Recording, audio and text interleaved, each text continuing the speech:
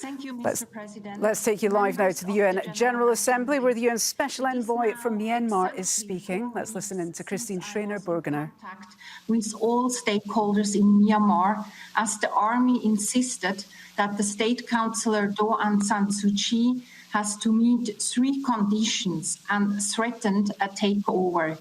She did not agree to these conditions, but dialogue appeared to follow, and I hoped until the end that the attempted coup would not take place.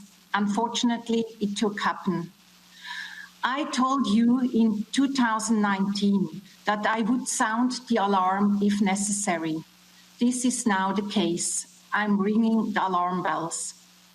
I strongly condemn the recent steps taken by the military and urge all of you to collectively send a clear signal in support of democracy in Myanmar.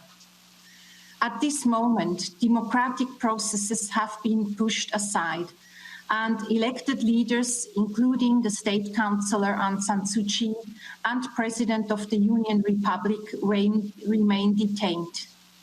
I have warned many times that as we support Myanmar's transition, the urgency in helping lay the foundations of a pluralistic democracy should be balanced with due consideration for the various complex domestic challenges the civilian leadership faces. I have tried again and again to explain the complex situation, namely that the army holds the real power.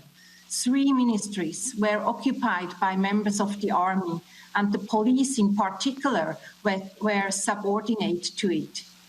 Genuine democracy requires civilian control over the military.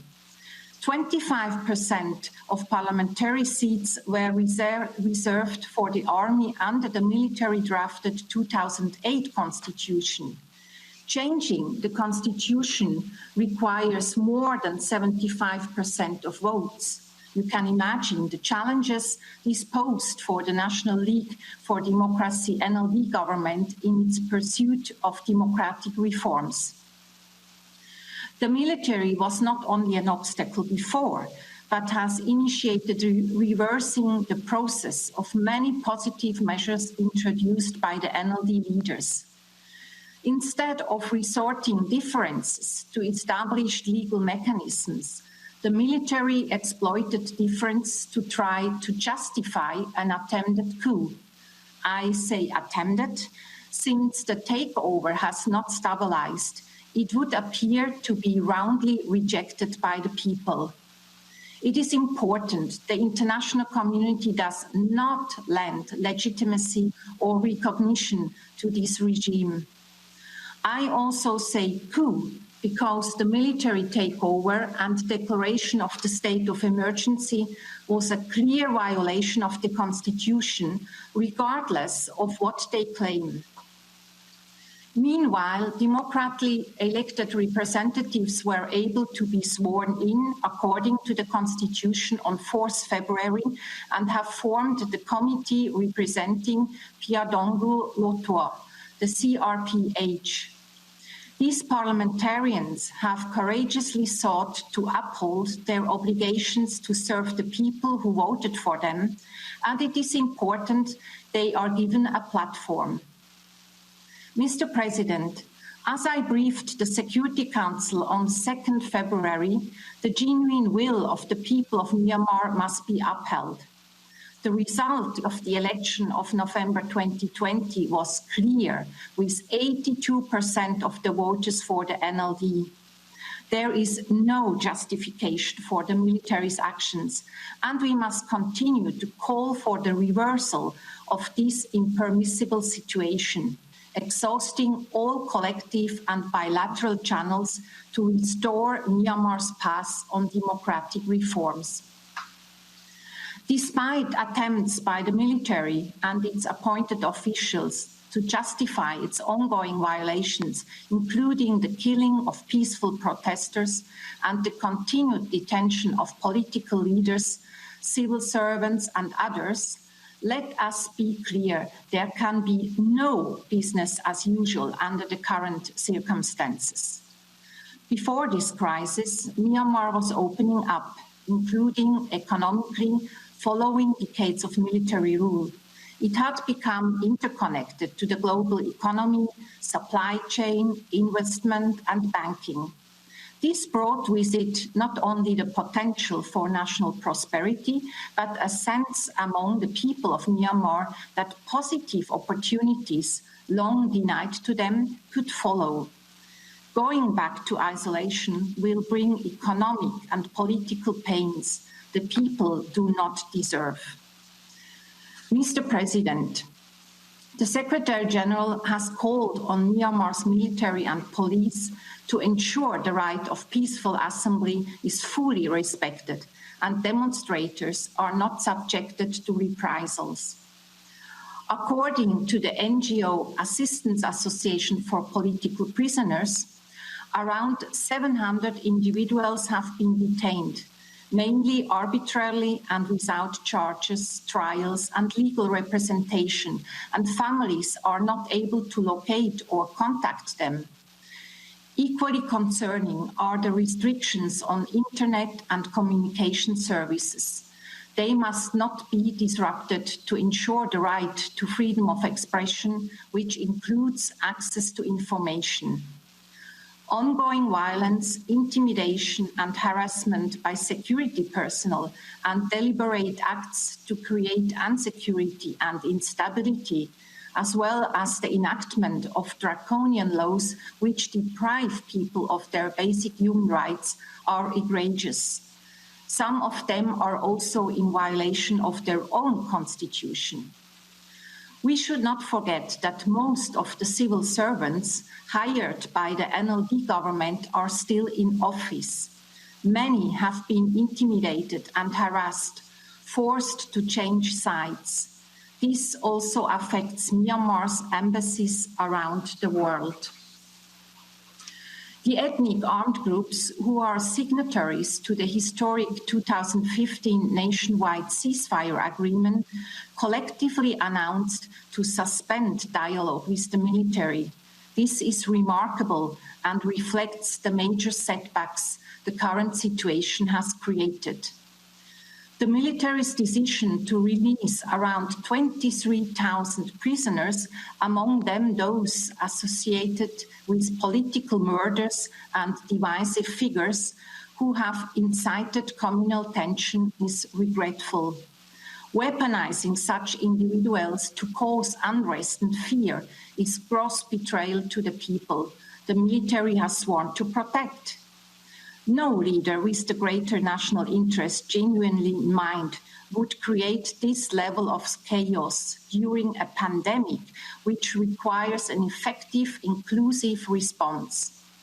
An important opportunity to build unity across the country in the fight against COVID-19 has been lost and is a great danger for the people in Myanmar, but also for the region. Mr. President, let me give some remarks on human rights of Rohingya Muslims and other minorities. The United Nations system will continue to stand with the people of Myanmar, and I appreciate the Security Council's call for safe and unimpeded humanitarian access to all people in need. Humanitarian need in Myanmar remains acute, with more than 1 million people in need, with many of those living in areas currently or previously subject to conflict with the military. For the 126,000 Rohingya who remain confined in IDP camps in Rakhine, there must be genuine progress to provide them freedom of movement and durable solution to return to their homes. We must act, and we must ask, how can we rely on a military regime when the very same led the security operations leading to the human rights violations and forced displacement of Rohingya people and others from their homes? In my discussions with the military leadership after the attempted coup, I was given assurances that efforts initiated by the NLD government towards creative, conducive conditions for the dignified, voluntary, safe and sustainable repatriation of the Rohingya refugees to their place of origin or choice would continue. However, recent reports state that the military will launch investigations into the work of Advisory Commission on Rakhine State, initiated by Kofi Annan, and take action against those who acted, I quote, in the self-interest of an individual without taking national interests into consideration, end of quote. This is deeply concerning. The same has been announced for the activities of the Independent Commission of Inquiry, ICOE. So all who worked to protect Rohingyas and were in favor of accountability are now under threat. We must be clear, accountability for previous and current crimes will not go unpunished. Mr. President, we have a collective responsibility. In my discussions with the military leadership, including several calls with the Deputy Commander-in-Chief, I have echoed these concerns, amplified the Secretary General's advocacy, and requested to visit Myanmar under the condition I can meet with detained government leaders. My intention was to convey directly the concerns of the international community and help resolve differences through peaceful dialogue with the aim of upholding the will of the Myanmar people. Regrettably, the current regime has so far asked me to postpone any visit. It seems they want to continue making large-scale arrests and have been coercing people to testify against the NLD government. This is cruel and inhuman. Well, we've been listening to the UN Special Envoy for Myanmar, Christine Schreiner-Bergner, giving an assessment of the situation in the country since the military coup took place there 4 weeks ago. And she was very keen to stress that this is a coup. She also strongly condemned the actions of the military and urged the UN General Assembly to send a strong message, a tone of frustration at the top of that speech. Very clear that this was not an unforeseeable event, stressing that genuine democracy requires civilian control of the military, something which is not the case in Myanmar.